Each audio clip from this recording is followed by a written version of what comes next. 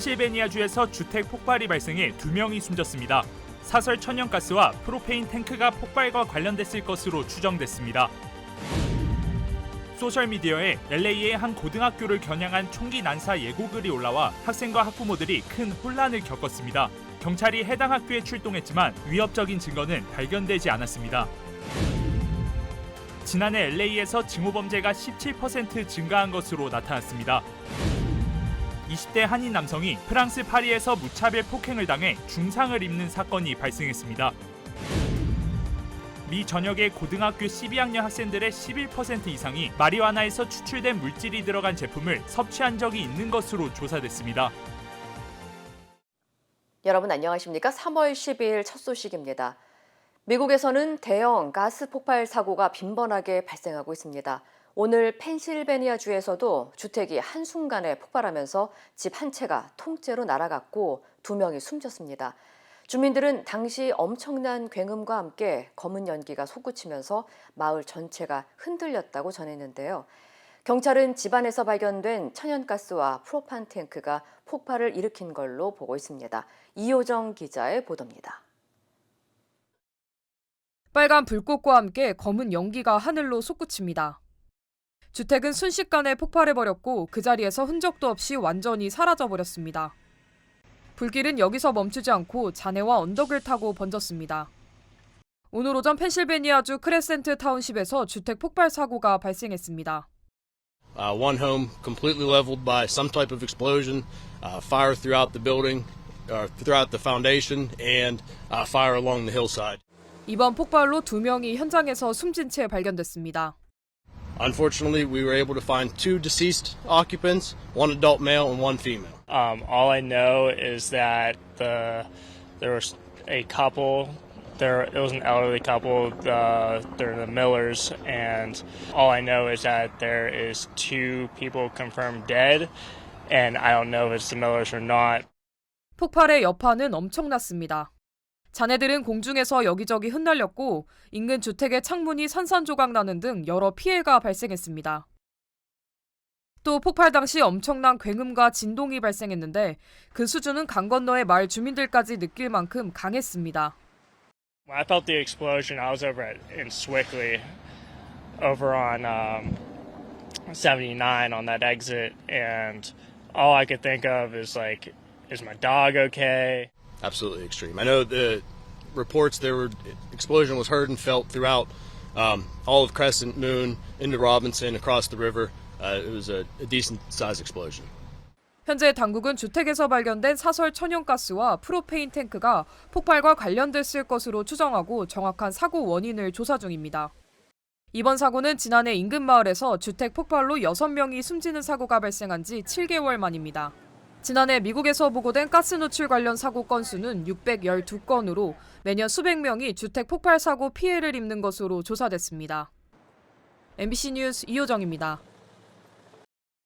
오늘 LA 지역의 한 고등학교에서 캠퍼스 내 총격 위협으로 전교생과 학부모들이 큰 혼란을 겪는 일이 발생했습니다. LA 통합교육부에 따르면 한 소셜미디어에 오늘 오전 우드랜드 힐스에 위치한 태프트 고등학교를 겨냥한 총기 난사 예고 게시글이 보고됐습니다. 이 게시글은 4교시 동안 학교에서 총격을 가할 것이라는 내용이 담겼습니다. 이후 해당 게시글을 본 학생들의 신고가 속출했고 학교에는 동시다발적으로 아이들을 데리러 온 수백여 명에 달하는 학부모들이 몰려드는 상황이 벌어졌습니다. LA 경찰국은 캠퍼스 내부와 외부에 추가 순찰을 배치하겠다고 밝혔으며 조사 결과 당시 의심스러운 정황이나 위협적인 증거는 발견되지 않았다고 덧붙였습니다. 한편 이번 소동으로 학교 폐쇄나 조기 하교 조치는 이루어지지 않았지만 학생들의 안전을 위해 울타리를 추가 설치하는 등의 대응과 조치가 이루어진 것으로 전해졌습니다. 유타주에서 한인 남성이 백인 남성 2명을 숨지게 한 용의자로 체포되는 일이 발생했습니다. 유타주 세누안 카운티 셰리프국은 지난달 26일 29살 남성 윌리엄 불과 28살 남성 크리스토퍼 오웬스가 실종돼 수사를 이어왔다고 밝혔습니다. 그러면서 지난 8일 실종자들의 룸메이트이자 마지막으로 목격한 35살 한인 남성 유영금 씨를 조사하던 중 유 씨가 경찰에 거짓 진술을 하는 등 미심쩍은 행동을 보여 체포했다고 전했습니다. 또 유 씨는 지난 1일 이유를 밝히지 않은 채로 휴대폰의 위치 공유 기능을 끄고 집을 나갔고 조사 과정에서 자동차 정비공 출신인데도 차량과 관련된 내용을 밝히지 않았으며 미군 출신으로 총기를 소지하고 있는 것도 확인됐다고 덧붙였습니다. 현재 경찰은 유 씨가 혐의를 부인하고 있지만 룸메이트였던 남성 2명을 숨지게 했을 가능성이 있다고 보고 2급 중범 공무집행 방해 등의 혐의로 체포했습니다. 또한 유 씨의 구체적인 물증 등은 나오지 않아 살인 혐의는 적용되지 않고 있다며 더 정확한 추가 조사를 진행하고 있다고 밝혔습니다. LA에서 증오범죄가 급증하고 있다는 새로운 보고서가 발표됐습니다. 통계 분석 사이트 크로스타운에 따르면 지난해 LA 경찰국에 신고된 증오범죄는 모두 838건으로 전년 대비 17% 증가한 것으로 나타났으며 2020년보다는 2배 이상 증가한 것으로 조사됐습니다. 전문가들은 지난해 이스라엘 하마스 전쟁이 증오범죄를 급증시킨 요인으로 분석했습니다. 실제로 지난해 유대인 대상 증오범죄는 107건으로 전년 대비 78% 이상 증가했고 아랍계 주민을 대상으로 한 증오범죄는 10건으로 전년 대비 42% 이상 늘었습니다. 반면 아시안 대상 증오범죄는 29건으로 2022년보다 4건 줄어든 것으로 집계되면서 인종별 분류에서는 유일하게 감소세를 보인 것으로 확인됐습니다. 지난해 발생한 증오범죄 유형 가운데 폭행이 214건으로 최다를 기록했으며 기물파손 159건, 협박 159건, 가중폭행 136건 등이 뒤를 이었습니다. 한편 LAPD는 지난 1월부터 인종차별과 증오 사건과 관련된 신고를 온라인 신고 시스템을 통해 접수받고 있으며 허위 신고 시에는 6개월 이하의 징역형과 $1,000의 벌금형에 처해질 수 있습니다.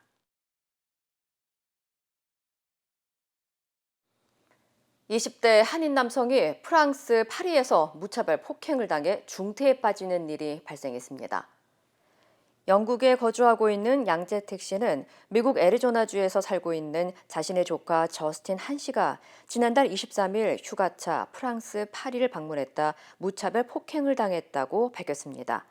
도착한 그 저녁부터 새벽까지의 사건이 생긴 거예요. 음식점하고 카페 앞에서 상황이 벌어져가지고 이제 머리를 맞았는지 he became unconscious. 그리고 앰뷸런스가 불려가지고 병원에 실려가고 두뇌 수술을 안 하면은 죽게 돼가지고 수술을 2차례를 한 거예요.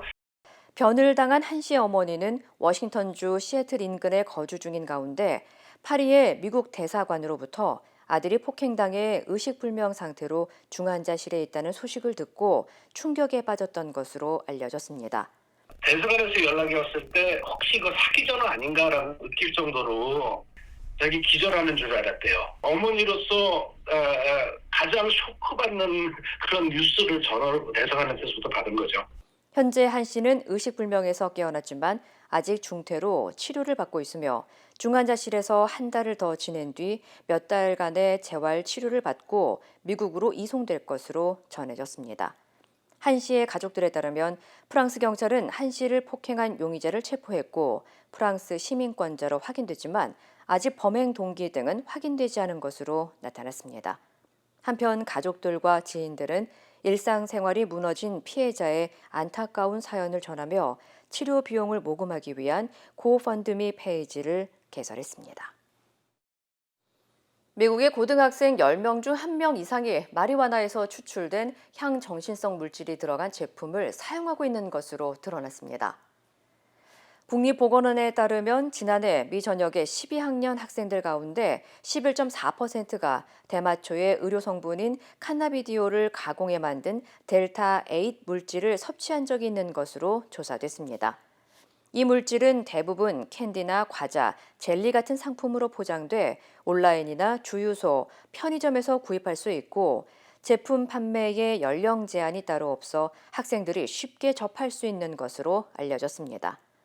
당국은 델타 8이 마리화나와 같은 환각 물질로 분류되지 않지만 매년 해당 물질로 수천 건 이상의 청소년 중독이 발생할 뿐더러 학업 성취도 저하와 사고 유발 가능성 등 심각한 문제를 야기할 수 있다고 경고했습니다. 심지어 델타 8을 접한 학생들 가운데 91%는 실제 마리화나도 사용한 것으로 드러났습니다.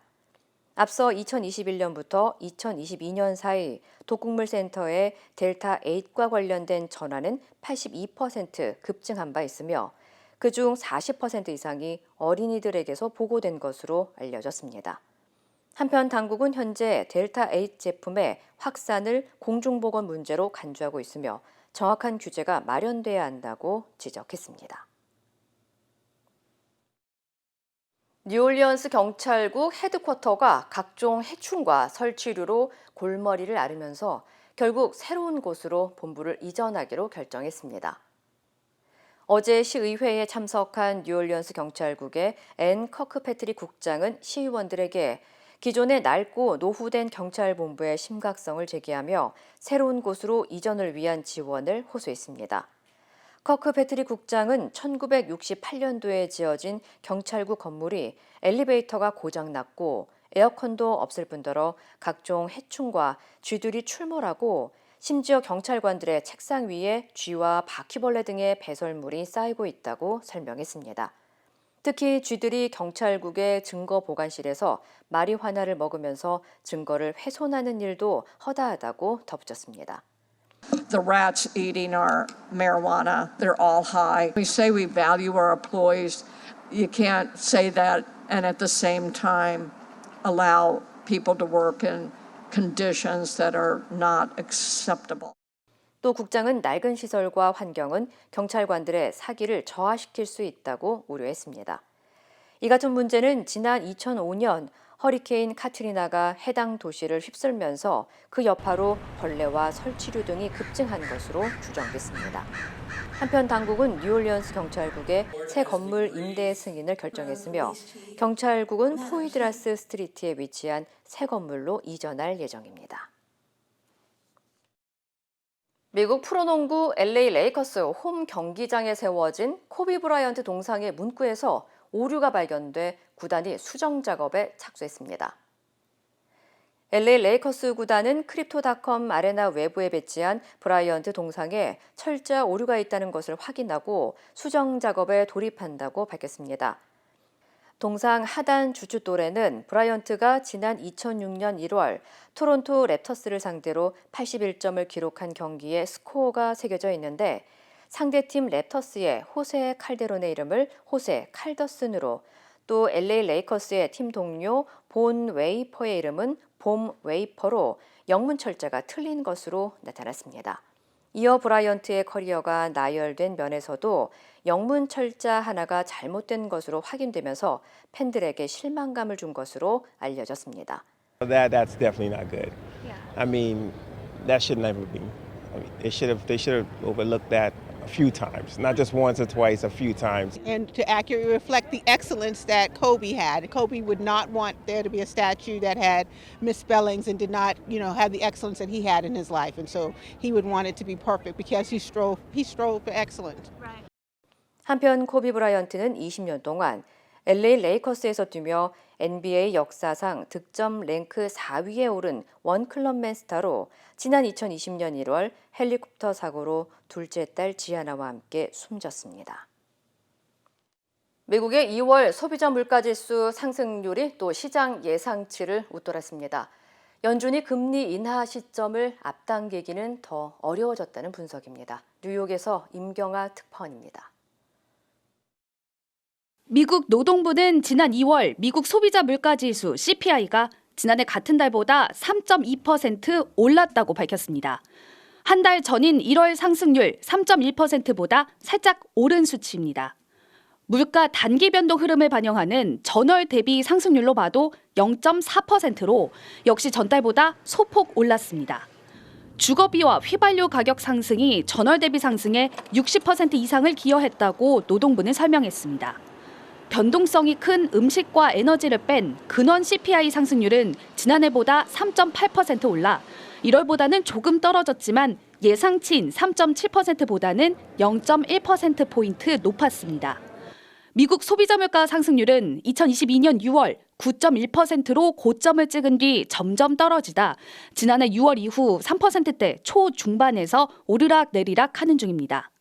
특히 지난 1월에는 물가가 2%대로 떨어질 거란 시장 기대가 깨지면서 조기 금리 인하 가능성이 크게 낮아지기도 했습니다. 다만 시장은 발표 전부터 물가가 조금은 오를 것이라고 예상하고 있었고 오히려 예상치를 크게 웃돌지 않았다는 점에서 안도하는 모습을 보였습니다. 뉴욕 증시 3대 지수 모두 상승 마감했습니다. I still think that because the trajectory is lower for inflation, that investors did breathe a sigh of relief and felt it was time to dive back into the tech shares. 시장 참가자들은 연방준비제도가 오는 6월 첫 금리 인하에 나설 가능성을 어제와 비슷한 67%로 보고 있습니다. 뉴욕에서 MBC 뉴스 임경아입니다. 연방의회에서는 바이든 대통령이 과거 부통령 재임 기간 기밀 문서를 사적으로 보관해온 혐의에 대해 수사하면서 바이든 대통령을 기억력이 좋지 않은 노인으로 기술한 로버트 허 특별검사의 청문회가 열렸습니다. 허 특검은 바이든의 기억력이 수사 결론에 필수였다고 답했는데 바이든이 특검 앞에서 어떤 진술을 했는지 그 전문도 공개됐습니다. 워싱턴에서 왕종명 특파원입니다. 한국계인 로버트 허 특검이 맡은 수사는 바이든 대통령이 과거 부통령 재임 기간에 다룬 기밀 문서를 사적으로 보관해온 혐의입니다. 1년 동안의 수사 끝에 허 특검은 배심원단이 바이든 대통령을 악의는 없지만 기억력이 나쁜 노인으로 인식해서 유죄 판결할 가능성이 낮다는 이유로 불기소 결정했습니다. 그러자 바이든 측 민주당에서는 기억력 나쁜 노인이란 표현에 발끈했는데 허 특검은 바이든 대통령에게 기밀 문서를 의도적으로 빼돌린 범죄 의도가 있었는지 판단하려면 그의 정신 상태를 평가하는 게 필수였다고 반박했습니다. I knew that for my decision to be credible, I could not simply announce that I recommended no criminal charges and leave it at that. I needed to explain why. 반면 트럼프 측 공화당은 현직 대통령을 불기소한 것은 특혜라고 반발하면서 고령을 이유로 봐준 거라고 주장했습니다. The individual that you were investigating was 65 and had a good memory. Do you reach the same conclusion? I am not here to entertain hypotheticals. 대체 바이든 대통령이 특검 앞에서 뭐라고 했는지 그 진술 전문도 공개됐는데 자신의 장남이 어느 달에 사망했는지 부통령을 언제 퇴임했는지 특정 시점을 반문하는 장면이 등장합니다. 하지만 이런 몇 대목을 제외하고 바이든 대통령은 5시간의 조사에서 전체적으로 분명하고 상세한 기억력을 보여줬다는 평가가 우세합니다. 워싱턴에서 MBC 뉴스 왕종명입니다. 러시아에서 간첩 혐의로 체포된 50대 한국인은 선교사인 것으로 알려졌습니다. 주로 탈북민을 돕는 활동을 해왔는데 한국 정부는 영사 접견을 추진하고 있습니다. 조재영 기자입니다. 올해 초 블라디보스토크에서 간첩 혐의로 체포된 한국인은 선교사인 것으로 드러났습니다. 성은 백씨, 나이는 53살인데 지난 10년 가까이 중국과 러시아를 오가며 탈북민 구출 활동을 해온 것으로 알려졌습니다. 러시아 국영 타스 통신은 백 씨가 자신을 작가라고 소개하면서 메신저로 국가 기밀 정보를 받았고 이 정보를 외국 정보기관에 넘긴 혐의를 받고 있다고 상세히 보도했습니다. 관련된 형사사건 자료는 1급 기밀로 분류됐다고도 밝혔습니다. 하지만 구체적으로 백 씨가 무슨 정보를 받았고 어느 기관에 넘겼는지는 언급하지 않았습니다. 백 씨는 모스크바로 이송돼 현재 레포르토보 구치소에 구금돼 있는데 거의 모든 수감자를 독방에 가두는 걸로 악명이 높은 곳입니다. 러시아 연방보안국은 한국의 백 씨 체포 사실을 알리지 않다가 지난달 문서 통보한 걸로 전해졌습니다. 정부는 우리 국민이 하루빨리 가족들의 품으로 안전하게 돌아올 수 있길 기대한다며 러시아 측과 필요한 소통을 하고 있다고 밝혔습니다. 우리 현지 공간에서는 해당 우리 국민의 체포 사실을 인지한 직후부터 필요한 영사 조력을 제공하고 있습니다. 러시아에서 간첩 혐의로 유죄 판결을 받으면 10년에서 20년의 징역형을 받을 수 있습니다. 일각에선 이번 사안이 악화한 한러 관계, 밀착된 북러 관계를 반영한다고 분석했습니다. 러시아는 우크라이나 전쟁 이후 서방의 대러 제재에 동참한 한국을 비우호국으로 지정했습니다. 반면 북한은 러시아의 포탄과 미사일 등 전쟁용 무기를 꾸준히 제공하면서 노동자들을 대규모 파견할 정도로 최근 물밑 교류가 상당하다는 추측입니다. MBC 뉴스 조재영입니다. 힘들고 어려울 때 실력 있는 변호사가 필요하십니까? 60년 역사의 대형 로펌 KMFM 로펌의 최미수 변호사와 함께하세요. 교통사고, 민사법, 형사법, 가정법 등 풍부한 경험과 최고의 실력으로 완벽하게 도와드립니다. 최고의 보상을 책임지는 실력 있는 대형 로펌. 도움이 필요할 때 강한 힘이 되는 변호사. KMFM 로펌 최미수 변호사. 213-427-2350. 다음은 한국 소식입니다. 지난달 3%대로 다시 올라선 물가 상승률. 과일 등 먹거리 가격이 물가 상승을 주도했다는 소식 전해드렸는데요. 냉면과 삼겹살 등 대표적인 외식 메뉴의 가격도 계속 오른 것으로 나타났습니다. 박철현 기자입니다. 지난달 과실 물가 상승률은 40.6%, 전체 소비자 물가 상승률 3.1%의 13배입니다. 과실 물가와 전체 물가 상승률 간의 격차는 37.5%포인트로 관련 통계를 조사하기 시작한 1985년 1월 이후 최대치를 기록했습니다. 특히 수요가 높은 귤과 사과의 경우 각각 78.1%와 71%가 올라 상승폭이 가장 컸습니다.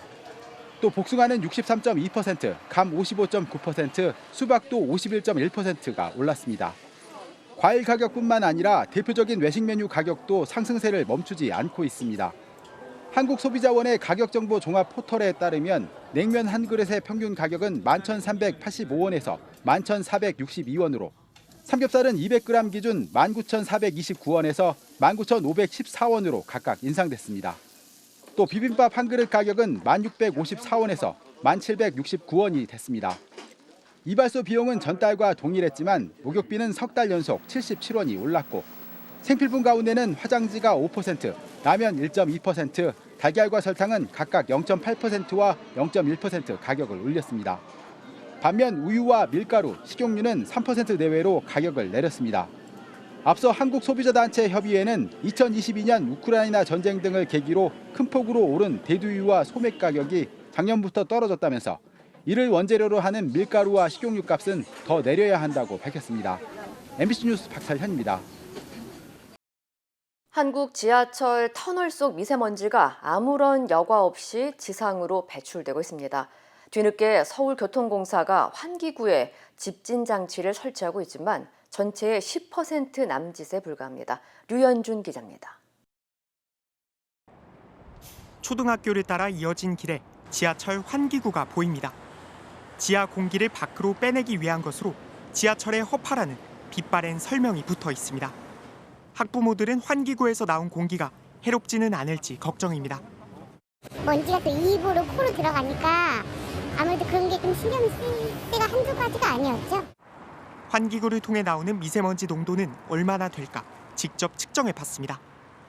이날 서울시 은평구 녹번동의 대기질은 초미세먼지 46 마이크로그램으로 나쁨 수준, 미세먼지는 53 마이크로그램으로 보통 수준을 보였습니다. 하지만 환기구 근처에서 농도를 재자 수치가 점점 치솟더니 초미세먼지는 대기질의 2배를 웃도는 102.7 마이크로그램, 미세먼지는 3배가 넘는 176.9 마이크로그램이 나왔습니다. 50년 전 문을 연 1호선 종강역 환기구는 더 심각합니다. 터널과 환기구 사이 거리가 짧아 지하철 들어오는 소리가 그대로 전해집니다. 그러더니 수치가 급격히 오릅니다. 초미세먼지 109.6 마이크로그램, 미세먼지 189 마이크로그램으로 모두 매우 나쁨을 훨씬 웃돕니다. 선로 터널 속에는 열차 바퀴와 선로 사이 마찰로 발생한 고농도 미세먼지가 떠다닙니다. 그런데 열차가 지나가면 압력에 의해 미세먼지가 바람을 타고 환기구로 나오는 겁니다. 피스톤 효과에 의해서 내부에 있던 것들이 그 자연 환기구를 통해서 외부로 배출이 되게 됩니다. 금속 성분들이 많기 때문에 인체에 유해하다고 그렇게. 서울교통공사는 문제를 해결하기 위해 환기구의 전기 집진 장치를 운영하고 있습니다. 다만 전체 953곳 중 서울 지하철 터널 환기구에 현재 설치한 곳은 128곳, 13%에 불과합니다. 서울교통공사는 올해 12개 환기구에 집진 장치를 추가로 설치할 계획이지만 문제는 1에서 4호선입니다. 애당초 환기구가 워낙 좁게 설계돼 집진기를 넣을 공간이 없기 때문입니다. 서울교통공사는 1에서 4호선의 경우 기술이 개발되는 대로 설치하겠다고만 밝혔습니다. MBC 뉴스 류현준입니다. 일론 머스크가 이끄는 우주기업 스페이스X의 유인 우주선이 국제우주정거장에 체류 중인 우주비행사 4명을 태우고 지구로 무사 귀환했습니다. 관련 소식 전해드립니다. 우주비행사 4명을 태운 스페이스X 우주선 캡슐 드래건이 현지 시간 12일 새벽 5시 47분 플로리다 북서부 펜서콜라 앞바다에 무사히 착수했습니다. 이로써 미 항공우주국 나사와 스페이스X가 협력하는 7번째 국제우주정거장 유인수송 임무 크루7이 성공적으로 완료됐는데요. 이번 임무에는 미국과 덴마크, 일본, 러시아 이렇게 4개국의 우주비행사가 참여했고요. 나사는 우주가 각기 다른 국적의 승무원들을 하나로 묶어줬다고 소감을 전했는데요. 이들은 지난해 8월 드래건 캡슐을 타고 국제우주정거장에 도착한 뒤 197일 동안 우주에 머물며 다양한 과학 실험 등을 수행했습니다. 대통령 피살 뒤 무정부 상태에 빠진 카리브해 최빈국 IT에서 현 총리 체제를 대체할 과도위원회가 구성될 전망입니다. IT는 대통령 암살 사건 이후 3년간 과도 정부의 불만을 품은 국민들이 봉기하고 갱단이 앙리 총리의 즉각 사임을 요구하면서 대규모 탈옥 등 폭력 사태가 이어졌는데요. 앞서 현지 시간 11일 중남미 국가협의체 카리브 공동체 카리콤과 토니 블링컨 미 국무장관은 긴급 회동에서 앙리 총리의 사임을 발표했습니다. 미 국무부는 앞으로 24시간에서 48시간 안에 과도위원회를 구성하고 이후 IT 임시총리를 임명하는 조처가 진행될 것이라고 밝혔는데요. IT를 쑥대밭으로 만든 갱 단원들이 이 과도위원회 참여를 원하고 있다고 AP통신은 전했습니다. 블링컨 미 국무장관은 또 IT 치안 회복을 도울 안보 지원단에 기존 2억 달러에 1억 달러를 추가 지원하기로 약속했습니다. 11,000년 전 석기시대 인류도 얼굴에 구멍을 뚫어 장신구를 착용하는 이른바 피어싱을 했다는 연구 결과가 나왔습니다.